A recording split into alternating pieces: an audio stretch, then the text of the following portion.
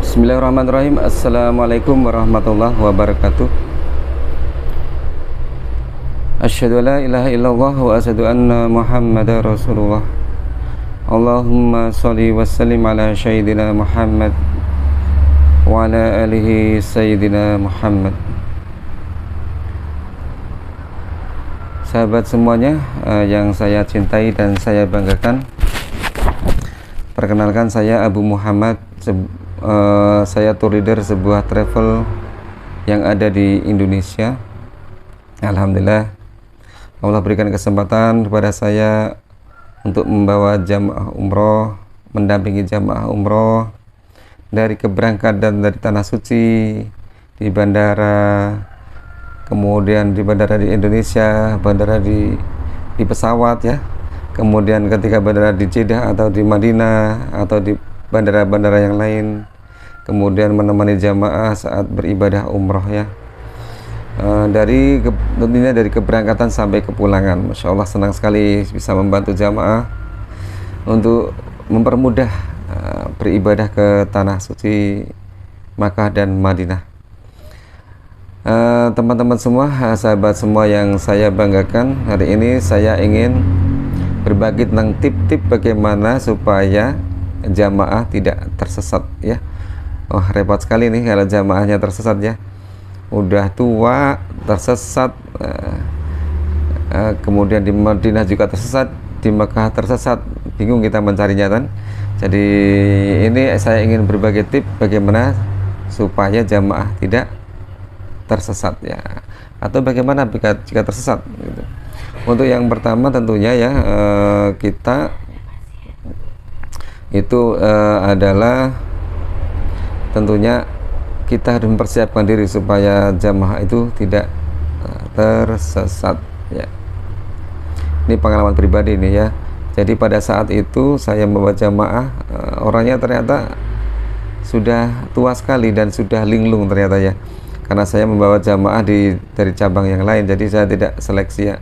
Kalau jamaah saya biasanya untuk yang pertama antisipasi, makanya ya untuk yang pertama ya, kita jangan memberangkatkan jamaah yang sudah tua dan pikun, kalau dalam medis demensia gitu ya, untuk berangkat umroh kecuali didampingi oleh keluarganya. Jadi alangkah baiknya sebelum berangkat kita menyeleksi dulu apakah ini layak kesehatannya, baik fisik atau mental, untuk ke Tanah Suci.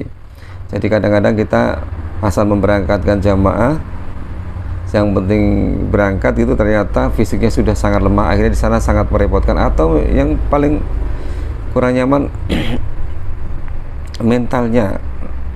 mentalnya sangat lemah sekali, jadi ingatannya kurang dan sebagainya. Ini pengalaman pribadi saya sendiri. Jamaah itu ketika di Madinah hari keberapa itu udah hilang.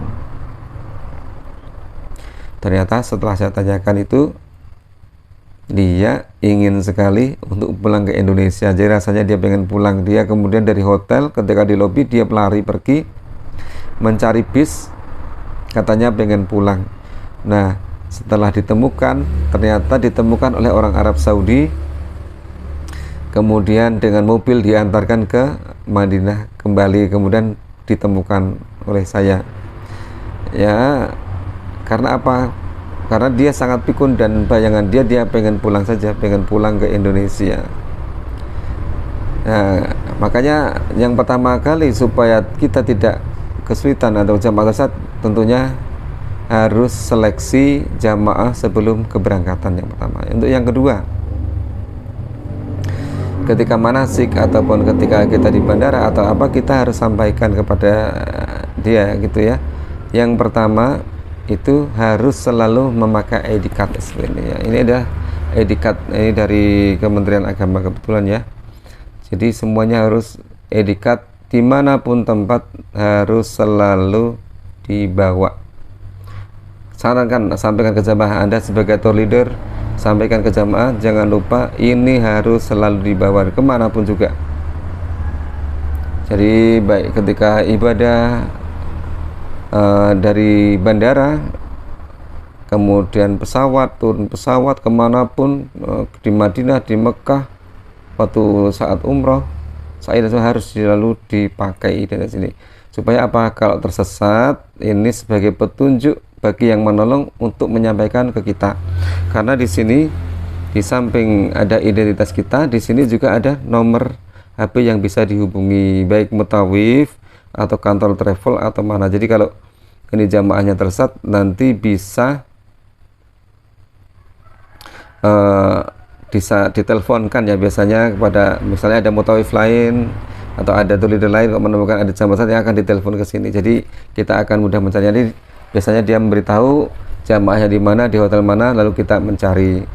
Jangan lupa ini. Yang kedua ya, jangan lupa untuk membawa identitas lain selain membawa identitas ini. Pertama, mungkin di travel biasanya diberikan shawl ya, shawl al-bait atau mungkin shawl, itu juga sebagai identitas. Kemudian ketiga, tas paspor atau tas itu baiknya juga selalu dibawa kemana saja, supaya itu sebagai identitas.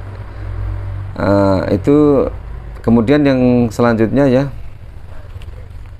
diusahakan kalau sampaikan ke jamaah, kalau pergi ke Masjidil Haram atau Masjid Nabi, diusahakan jangan sendirian, minimal berdua atau bertiga, supaya apa? Kalau ada sesuatu yang bingung atau saat ada saling mengingatkan.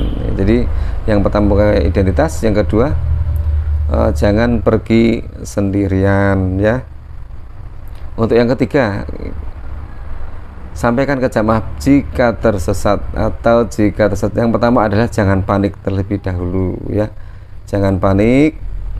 Kemudian yang selanjutnya, kalau misalnya dia tersesat, minta tolong kepada yang terdekat, atau kalau ada orang Indonesia yang utama ya, kalau orang asing barangkali bahasanya kesulitan ya. Jadi kalau Indonesia, minta tolong untuk diteleponkan ke nomor ini, nanti insya Allah Mutawif atau tour leader akan menjemput jamaah.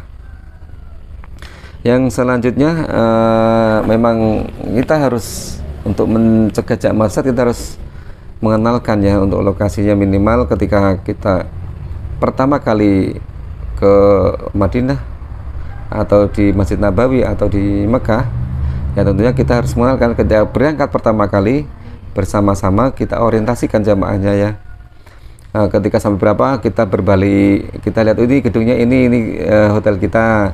Ketika jalan lagi, ini pintunya, ini kita pintu ke 235 atau ke pintu ke berapa di sini, ini arahnya ke hotel kita sampai sini. Jangan lupa nanti kalau bingung, jangan kumpul di sini, carilah pintu nomor ini, diingat-ingat nomornya. Nah, itu penting. Atau kalau di Mekah juga jangan lupa, ketika keluar dari hotel pun kita harus menghadap ke hotel kita, bersama-sama hotel. Ini hotel kita. Kemudian jalan berapa, ada perjalanan, ini arahnya hotel. Nah, ini kita arahnya dari WC 4 misalnya atau WC 3. Nah, ini kalau jangan lupa kita WC 3 itu arahnya ke sana. Jadi jamaah diorientasikan supaya tidak mudah tersesat. Ya, itu saja. Yang penting-penting tentunya mudah-mudahan kita diberi keselamatan di sana, baik tour leadernya, mutawifnya, jamaahnya juga diberi keselamatan di sana sehingga tidak tersesat ya. Ya, terutama ibu-ibu atau orang tua yang mudah tersesat ini. Pengalaman saya pribadi demikian ya. Mudah-mudahan ini bermanfaat. Sebagai kesimpulan ya, akhir 9, yang utama sarankan ke jamaah, jangan lupa identitas ini harus selalu dibawa kemanapun juga, karena kita tidak tahu ya, ketika kita ke sana tiba-tiba sakit, pingsan dan sebagainya. Kalau ada identitas ini tentunya akan mudah untuk identifikasi, untuk menghubungi mutawif atau tour leader atau agent travel yang bersangkutan. Mudah-mudahan bermanfaat teman-teman semua video kali ini. Jangan lupa untuk selalu meningkatkan ketakwaan kepada Allah Subhanahu wa taala. Terima kasih atas perhatiannya. Kalau ada kesalahan saya mohon maaf. Wassalamualaikum warahmatullahi wabarakatuh.